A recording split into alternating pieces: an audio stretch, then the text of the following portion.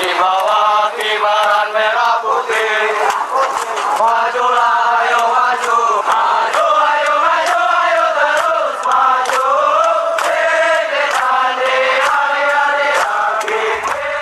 Halo para pecinta militer tanah air, selamat datang di channel Fakta Militer.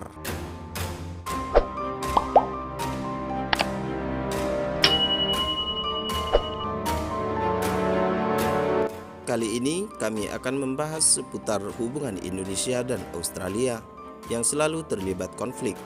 Tapi sebelum lanjut, pastikan kalian sudah mensubscribe channel ini agar kita bersama berbagi informasi yang menarik. Indonesia adalah tetangga Australia yang terdekat. Hubungan antara kedua negara ini mempunyai sejarah yang panjang.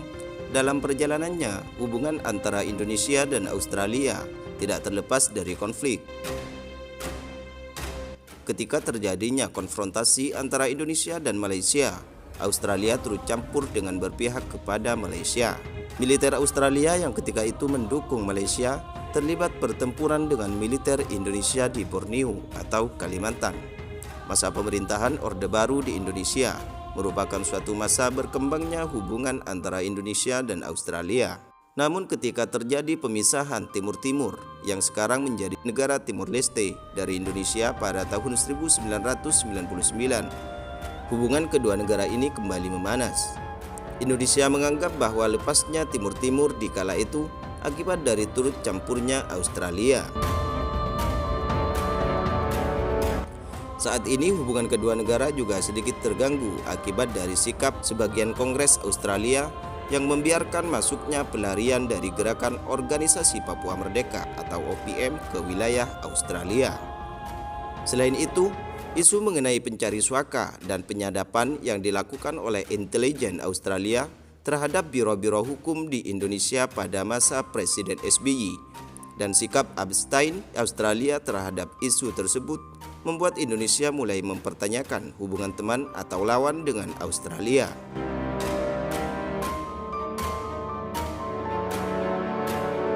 Perlu kalian ketahui, sebenarnya Australia pernah ingin menyerang Indonesia.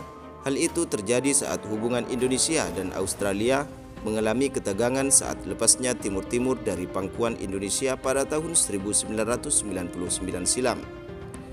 Akan tetapi rencana Australia untuk menyerang Indonesia goyah karena kekuatan militer Indonesia pada saat itu tak bisa dipandang sebelah mata.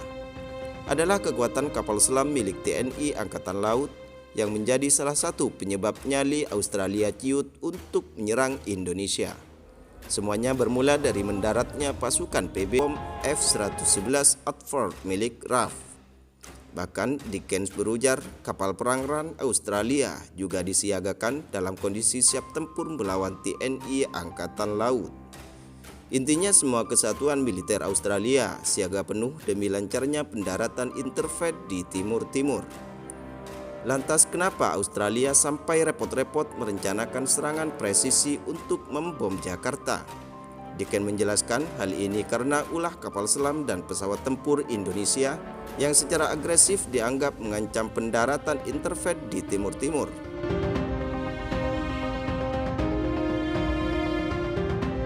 Australia amat ketakutan dengan ancaman kapal selam TNI Angkatan Laut yang sangat sulit dideteksi dan bisa saja sewaktu-waktu mentorpedo kapal perang negara siapapun yang hendak masuk ke perairan Indonesia. Taktik ancaman pendaratan itu menimbulkan pertanyaan tentang niat militer Indonesia. Berbagai kapal perang interfleet juga dibayangi kapal selam TNI Angkatan Laut saat mendekati Timur Timur. Adapun untuk serangan ke Jakarta, Dickens juga mengungkapkan para perwira militer senior Australia mengatakan kepadanya bahwa pesawat pembom F-111 juga disiapkan agar sewaktu-waktu dapat menyerang Jakarta untuk melumpuhkan instalasi komunikasi militer di sana. Pemboman yang akan dilakukan oleh pesawat tempur F-111 adalah bagian dari keseluruhan pengerahan seluruh pasukan pertahanan Australia. Pasukan Australia sedang dalam tingkat kesiapan tertinggi saat itu. Itu akan menjadi proporsional. Serangan besar akan mendapat respon yang besar, ujar Dickens. Kapal selam Indonesia adalah ancaman nyata untuk Australia waktu itu. Dicken kemudian mengutip perkataan Admiral Peter McHarvey, Kepala Staf Angkatan Laut Kerajaan Selandia Baru, bahwa fregat Canterbury mendekati kapal selam yang tak teridentifikasi karena pasukan interfet berlayar menuju ke kota Suai timur-timur. Bahkan pada suatu waktu, tiba-tiba kapal selam itu menghilang dari pantauan yang menyebabkan pesawat pemburu serta kapal perang interfet kelimpungan melacaknya. Tensi ketegangan kian meningkat ketika hasil referendum memutuskan Timur Timur ingin merdeka dari Indonesia yang menyebabkan kerusuhan milisi pro-Indonesia di sana. Hal itu disinyalir semakin membuat kapal selam Indonesia sangat aktif mengganggu unsur kapal perang interfet. Perwira interfet Australia memandang para pejuang milisi pro-Indonesia dan kapal selam Indonesia sebagai ancaman nyata di sejumlah front Timur Timur. Ada kekhawatiran yang pasti tentang serangan Angkatan Laut Indonesia menggunakan kapal selam dan semua hal lainnya. Tetapi hal nyata yang mengkhawatirkan mereka adalah kapal selam itu bisa digunakan untuk menyelinap di malam hari dekat armada interfet dan menurunkan pasukan khusus untuk menenggelamkan salah satu kapal interfet ketika berada di pelabuhan Dili atau di lain tempat.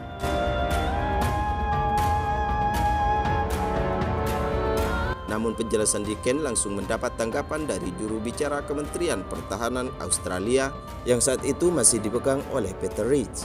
Kami tidak akan berkomentar secara khusus mengenai hal-hal operasional dan pada keadaan kesiapan pada saat itu. Operasi interfet dilakukan dengan persetujuan penuh dan kerjasama pemerintah Indonesia dan pasukan pertahanan Indonesia. Hubungan antara Indonesia di satu sisi dan Australia serta Selandia Baru di sisi lain mengalami tekanan berat selama masalah Timur Timur. Akan tetapi sejak itu meningkat menjadi lebih baik, kata Peter Reid. Setelah referendum Timur Timur dilaksanakan dan pengumuman hasil referendum yang secara telak dimenangkan pendukung opsi kemerdekaan, maka Timur Timur diubah menjadi negara Timur Leste dan menjadi negara termuda anggota PBB yang terletak di bagian timur Kepulauan Timur dengan luas pulau sekitar 15.007 km. Sebelumnya Timur Timur adalah jajahan Portugal di era kolonialisme dan dikenal dengan nama Timor Portugis. Namun atas perjuangan Front Revolusioner untuk Timur Leste Merdeka atau Fretilin pada tanggal 28 November 1975, kawasan itu mendeklarasikan kemerdekaan dari Portugal. Tetapi perjuangan itu harus dibayar mahal karena 9 hari kemudian Indonesia di bawah pimpinan Soeharto melakukan invasi militer yang berujung dengan aneksasi atau penggabungan secara paksa wilayah Timur Leste ke wilayah Indonesia.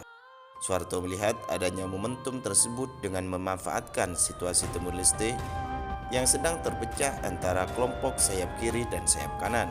Maka bagian timur Pulau Timur itu pun akhirnya dideklarasikan sebagai provinsi terbaru Negara Kesatuan Republik Indonesia.